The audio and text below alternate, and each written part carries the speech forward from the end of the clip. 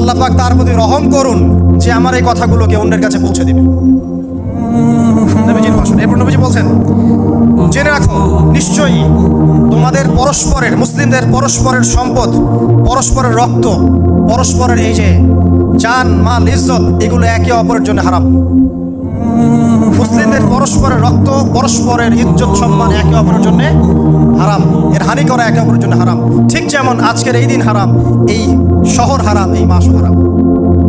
নবী করিম সাল্লাল্লাহু আলাইহি ওয়াসাল্লাম বলছিলেন, জেনে রাখো তিনটা বিষয়ে যেন তোমাদের অন্তর কখনো খেয়ানত না করে। তিনটা বিষয়ে তোমাদের অন্তর যেন কখনো খেয়ানত না করে। এক, তোমরা যে কাজটাই করবা শুধু আল্লাহ পাকের সন্তুষ্টির জন্য করবে। তোমরা যে কাজই করবে শুধু আল্লাহর সন্তুষ্টির জন্য করবে। তোমাদের শাসক বর্গের কল্যাণ কামনা করবে। তোমাদের শাসক বর্গের কল্যাণ কামনা করবে।